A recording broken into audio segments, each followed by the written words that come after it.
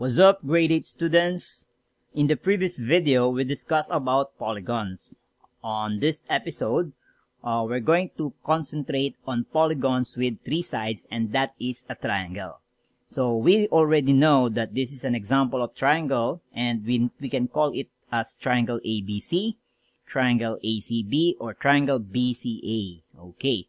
Now, also, we already know that the points A, B, and C are called the vertices, while the segments AB, BC, and AC are the sides of the triangle.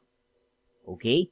Now, we are also now familiar with the term included angle. Okay? For example, this angle A is an included angle since the segments AC and AB intersect at point A. So therefore, angles BAC or angle ACB or simply angle A is called the included angle.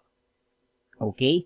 Then, we have this term, included side, where AB is the common side of angles A and B. Okay? There you go. Now, in the statement, angle C is opposite side BA, do you see how the letters naming the triangle are used? Or, in the statement, side AB is included by angles A and B. Do you see how the letters are used? If you do, even without a figure, you can name correctly the required parts of the triangle. Okay? Now, for instance, suppose we have triangle XYZ.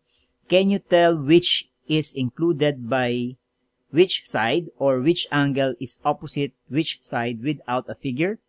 Okay, for example, which angles include side XY? Well, if your answer is angle X and angle Y, then you're correct. Okay, ganun lang yan. Now, also, diba? So, we name AB, BC, and AC as side. Okay, but for simplicity, we can also call it by a single letter. Okay, take note, small a is opposite angle A, capital letter, as well with side C and side B. Okay, opposite yan. Clear? Okay, then, a triangle is classified by its sides or by its angles. Okay, anong ibig sabihin? We learned this already in the previous videos that a triangle can be acute, a right, or an obtuse angle. Okay, so this is an example of acute angle, right angle, and obtuse angle. But actually, if we're just going to connect 2 points, okay, on the angles, we can form a triangle. And that's the dun galing yung term na acute, right, and obtuse triangles. Okay? Now, a triangle is classified by its sides or by its angles. So, a triangle is called an acute triangle if all its angles are acute. Take note of that. So, lahat ng tatlong angles na yon, acute. Okay. Then, we have an obtuse triangle if one of its sides is obtuse. Okay? Isang obtuse, okay, the remaining two angles should be acute. Alright? And then, the third, a right triangle if one of its angles is a right angle. Okay.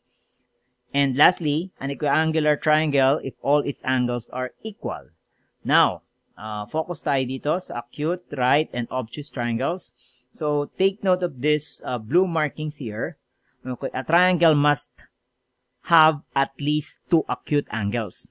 Okay, at least two. So, we know in a triangle, there are three acute angles.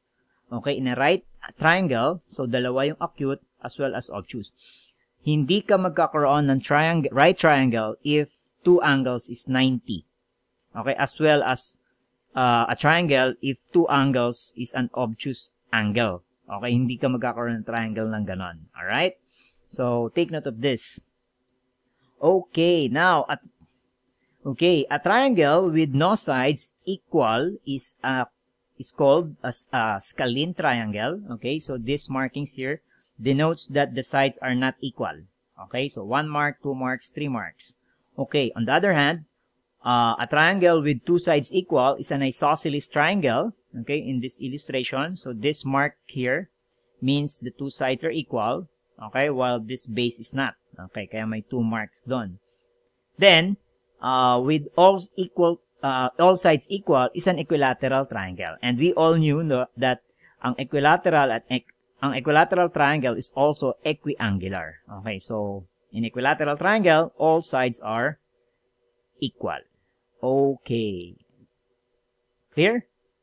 Now, we have secondary parts of the triangle, although we're not going to discuss it deeply here. So, define lang natin. Okay, so we're going to have a separate video on this. Okay, a segment from a vertex perpendicular to opposite side is called the altitude to that side. So, an example of this one, AD is the altitude to BC. Okay, again, AD is altitude to BC. Okay, then, we have a segment or ray through a vertex dividing the angle at the vertex into 2 equal parts is called angle bisector from the word itself. So, this mark here means angles, the side AC or segment EC divides angle C into 2 equal parts. Therefore, angle ACE and angle ECB are equal. Okay? Next, another secondary part of the triangle is the median. Okay, ano ba yung median? It is a segment, okay, whose endpoint is a vertex and the midpoint of the opposite side. Once again, this notch here or this mark here means BM is equal to MC. Okay? And lastly, okay, the fourth one is this. A line perpendicular to a side through its midpoint is called the perpendicular bisector of that side. Okay, it's a line, it's not a segment. Okay, it's a line passing through the midpoint at the same time perpendicular. So that is perpendicular bisector. Clear? So primary and secondary parts of the triangle?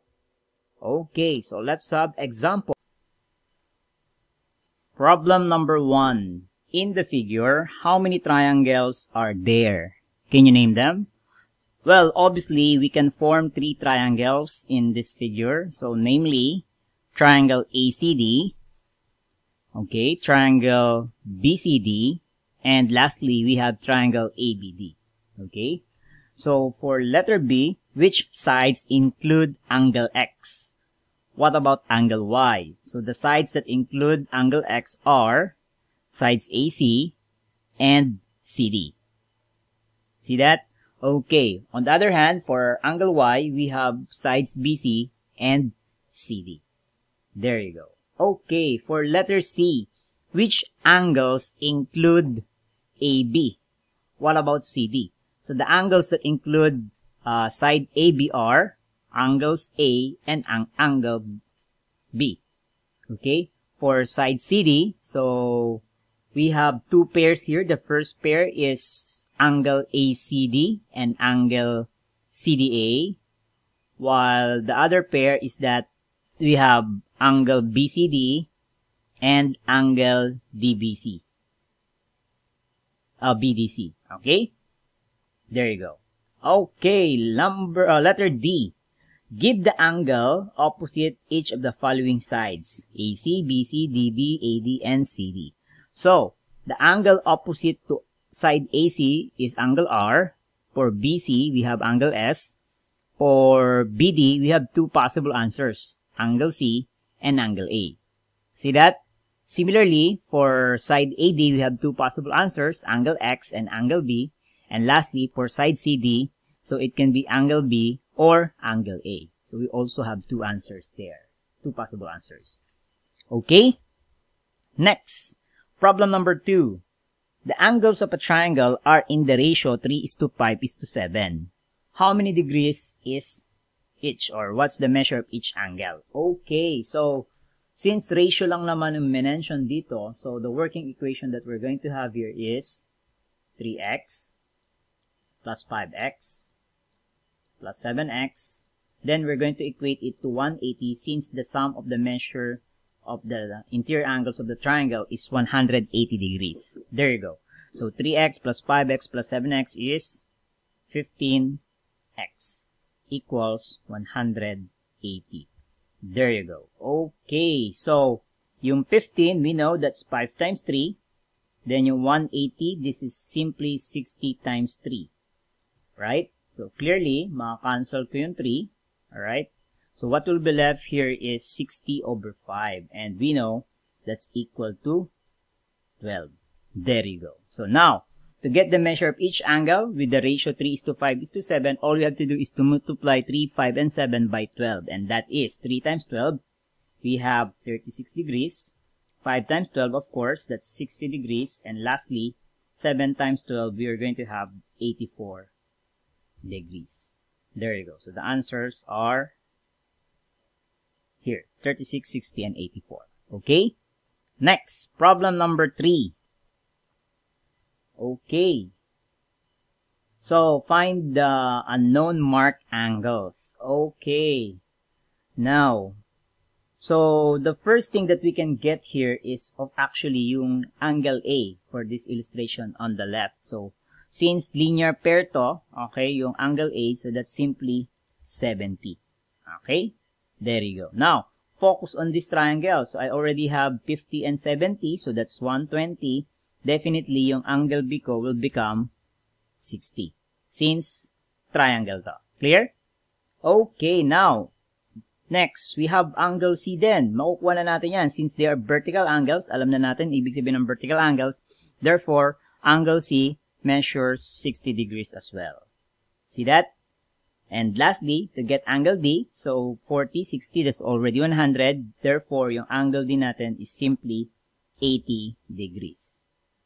See that? Pretty simple, right? Okay. Now, so how about in the figure on the right? So we have 112, we have X, 3X, and Y. Okay, so like what we did on the illustration on the left, so makukuha natin agad yung Y since linear pair yan, right? So all we have to do is to subtract 112 kay 180, and that is 68. See that? Okay, that's 68. There you go. Next. Okay. So, how about X and 3X? May 68 na ako dyan. So, yung equation natin will be this. Okay. So, ang work equation natin will become X plus 3X. That will become, let me add it already. So, 4X, okay, plus 68 equals 180. Same reason. Okay, ang sum ng measure ng triangle is 180. So, therefore, subtract natin yung 68 kay 180. So, 180 minus 68 is 112 divided by 4. That will give us 28. See that? Okay, 28. So, meaning, kung 28 yung X, okay, I'll just replace it by 28. Okay, then, this one, 28 times 3. So, I'm going to have 84. See that? Okay, so that's it. Let's solve problem number 4. Okay, same instruction. Find the unknown mark angles. Okay, find the unknown mark angles. Okay, so like in the previous examples, automatically makukuha ko si angle C or angle B since linear pair yan. So this is already 110. See that? Okay, 110 yan. So as well as angle B, 110 din yan. Alright? Okay. Next, look, yung angle, yung 70 and then tong dalawang D na to, vertical angles din. Okay? So, meaning, equal yan because we represent it as same variable, diba? So, therefore, 35 each to. See that? Okay, tong segment na to, serve as angle bisector. Okay, so binisect niya yung 70. Okay?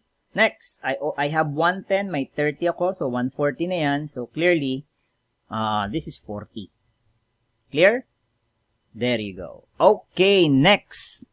So, for this figure, we can start with A, pwede kay C, kay B, or D. So, kahit saan. Okay, so let's start with C.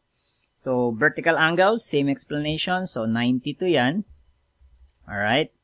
92, then linear pair to, so 180 minus 92, that's simply 88. See that? So kung 88 yan, 88 din to. See that? Okay, next, for angle A, so all we have to do is to subtract 92 and 35 kay 180. And we're going to have 53. There you go. See that? Okay, so madali na yung E and F. So, triangle lang yan. So, next, so for angle F, so 180 minus 42 minus 92, we get 46. Okay. And lastly, for E, so 180 minus 46 minus 88, we get 46 as well. There you go. See that? Okay, now, okay, that's it. Okay na lahat. Let's solve problem number 5.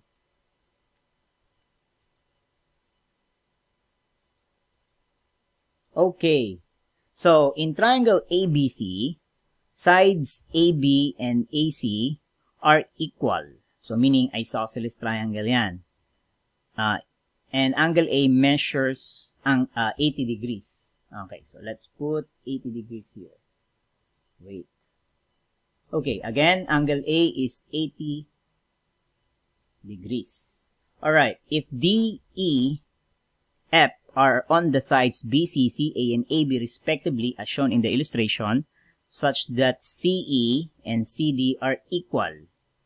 Okay, CE and CD are equal daw. So let's put a mark there. Then BF equals BD. Alright, so BF equals BD. The question is, what is angle EDF? Or itong may mark na to. Okay? Once again, as I said earlier, itong triangle ABC is isosceles for the reason AB and AC are equal. Okay? So kung 80 yan, therefore, yung sum ng remaining angles natin, or we call it base angles, 100. So since equal yan, so therefore, each measures 50 degrees. See that? Okay, next. Now, I want you to focus on triangle EDC. Okay? So that is isosceles then. Why? Because for the given, EC is equal to CD. See that? Okay, so kung equal yung sides natin, equal din tong dalawang angles na to, right? So the sum is 130. So therefore, so yung 130 divided by 2, that's 65 each. So meaning may 65 ako dito. Okay? Same explanation. Kung 50 yan, 65 each to. Okay, so I have here 65. Then that's it. Makukuha ko na tong mark angles na to. Okay? So 180 yan. So meron na akong 130. Therefore, this one should be 50 degrees. See that? Therefore, once again, so isulat ko lang. So ang measure ng angle EDF ko, okay, angle EDF is equal to 50 degrees. Okay? Next, problem number 6. Okay, let triangle ABC, okay, and triangle CDE be equilateral triangles. Okay, equilateral. Okay, so maglagay na ako ng measure na 60. Alright. Okay, next. Then, angle BCD is 80 degrees. Once again, BCD is 80 degrees. Ito yon, between them. So, find the measure of angle BAD in degrees. Okay, itong may mark na to. Okay, so how are we going to do that? Okay. So, take note, 60 na to. So, since equilateral tong dalawang triangle, so, minark ko na siya. So, 60 din to. Right?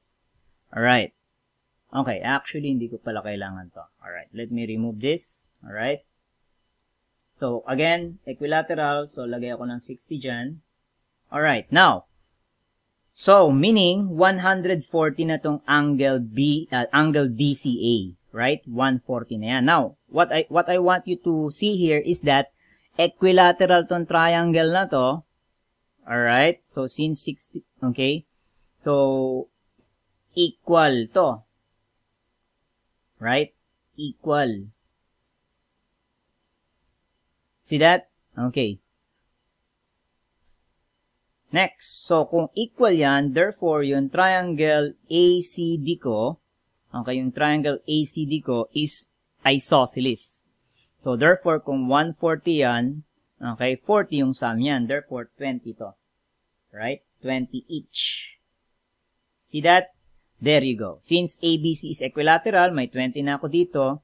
Therefore, this is 40 degrees. Once again, yung measure ng angle BAD, okay, angle BAD is equal to 40 degrees.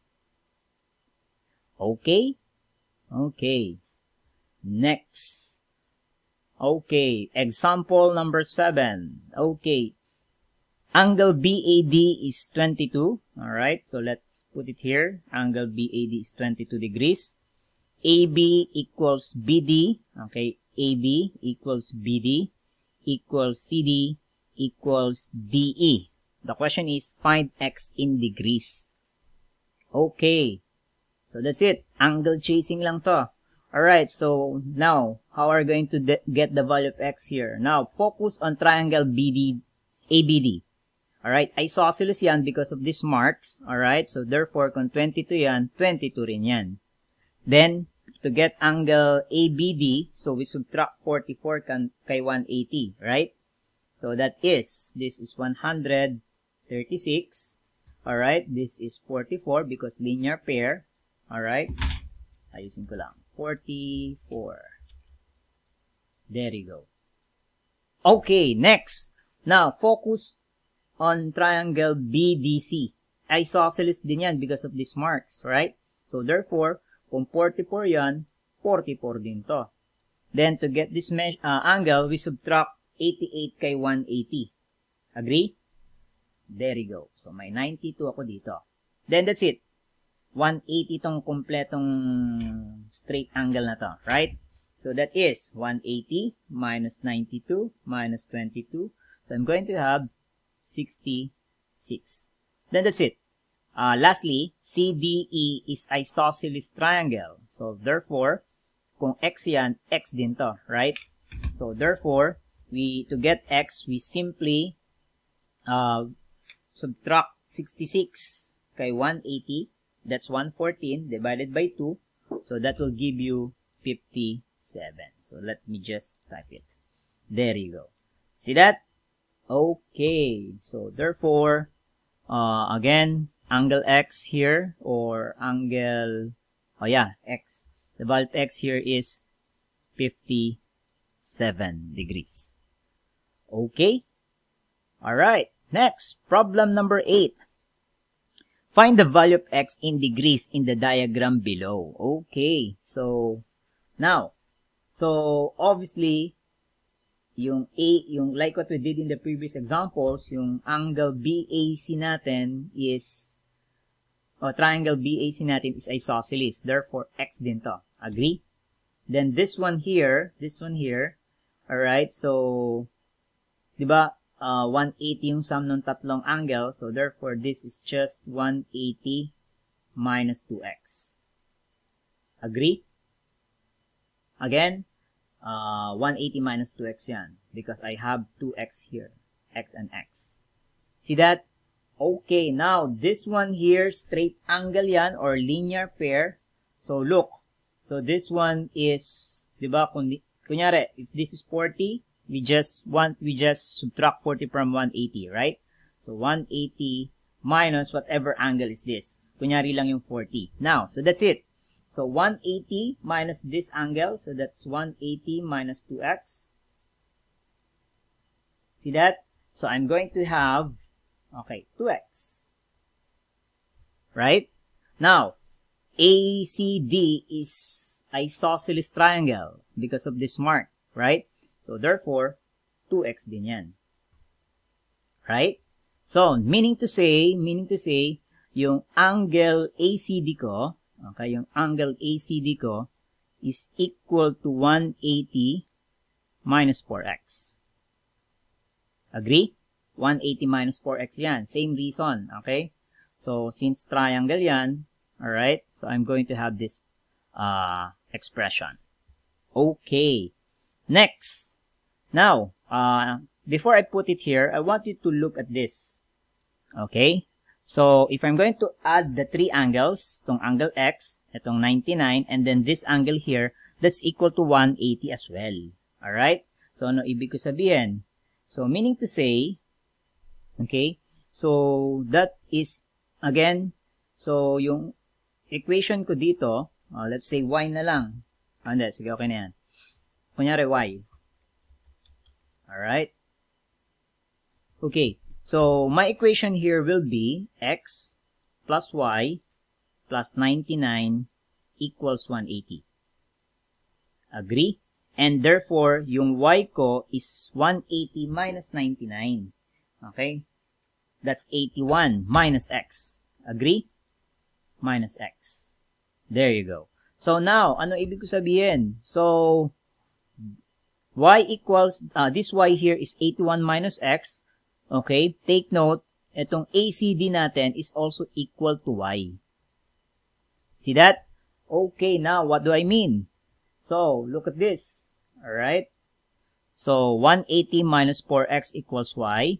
Y equals 81 minus x. Therefore, since they're both equal to y, I can equate them.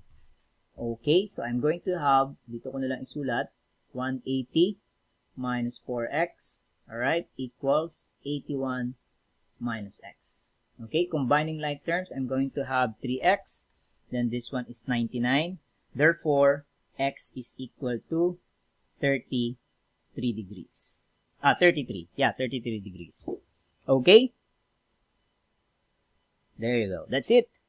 Okay, so, last problem for... Last na ba to? Mayroon pa palang dalawa. Alright. Third to the last. Okay. Yeah, third to the last. Problem number 9. A polygon path connecting points A and B forms 7 equilateral triangles. If the distance between A and B is 20 units, okay? Ito, yung color blue, 20 units, walang gap dyan, So, yan, dapat dyan yung A. How long is the distance of the path in units? Okay. So, once again, I'd like to emphasize, alright? So, dapat dito yan, alright? So, walang gap between the two. Okay. Anyway, so, yon. Okay, so, again, the length of AB is 40 equilateral triangles, 7. Alright? So, now, I'd like you to focus on this. Alright? So, see that? Then, let's focus on this one. Alright? Then, here. Then, dito. Okay? Until we reach here. Now, see that? Ano ibig ko sabihin? Alright, take note. So kada portion nung segment AB, okay, may part ng equilateral triangle. Right? And if we're going to add these 7 segments here, that's 20. Alright. Look, may remaining tayong twice kada part. Tama? So, ang ibig sabihin, so, itong portion na to, mali yung, sorry for the symbol, hindi equal yan, hindi equal. Pero, ang ibig ko sabihin, itong portion na to, doble. Diba? Itong portion na to, twice nito. And so on. See that? Okay, so, therefore, by logic dictates, madali lang to. So, that's it. So, all we have to do is to double 20. Then, the answer here is 40. As simple as that. Okay? So, I hope nakuha yung explanation ko. So, again, itong portion na to, doble nyan. Itong portion na to, doble to. Then, and so on. That's why we get 40. Clear? Okay. Second to the last. Example number 10. Alright. In the diagram, B, C, and D lie on a straight line with angle ACD equals 100, angle ADB equals x, angle ABD equals 2x, and angle DAC, BAC equals y. Find x. There you go. Okay. So, how are we going to do this one? Okay, so, obviously, makukuha ko to. I'll use blue. Alright? So, makukuha ko yan. So, this is 80. Right? Now, focus tayo kay triangle ACD. Okay. Makaka-generate ako ng equation dito. X. Okay. X plus Y plus 100 equals 180. Right? Or, X plus Y equals 80 degrees. See that? Okay, next. On the other hand, on triangle ABC, okay, so makakakuha ko ng equation dyan. So, since the sum of these three angles is 180, I'm going to have 2x plus y plus 80 equals 180. Right? Or 2x plus y equals 100. There you go. Okay, so focus tayo dito sa two resulting equations. Okay, so take note, ang hinahanap ko is x. Okay, so look. Okay? So look at this. So I can express y in terms of x by simply subtracting x kay 80. See that? Then, so since 80 minus x is equal to y, so all I have to do is to plug it in here. Substitute ko dito. So, to get 2x plus, instead of y, I'm going to write 80 minus x, alright, equals 100. See that? Okay, then that's it. Okay, that's it. So, 2x minus x, so that's x. Then, combine like terms, 100 minus 80, that will be 20. And that's what we're looking for, the value of x. Clear? Okay. Okay, problem number 11. What is the sum of the angles A, B, C, D, E, and F? Okay, so to solve this one, first let me label this as X. Alright, this angle is Y, and this one is Z. Alright, so we know we have three triangles here, and if we're going to add A plus B plus X plus C plus D plus Z plus E plus F plus Y, that's equal to 3 times 180, right? Or 540. See that? Okay, take note, we are after for the sum of A, alright, A, B, C, D, E, and F. Now, take note yung X natin, alright, so let me erase this one. Take note yung X natin, yung Y, and yung Z, that's equal to 180, right? Because by vertical angle, so Y din to, right? So, meaning to say, yung XYZ natin, okay, is 180. Then that's it.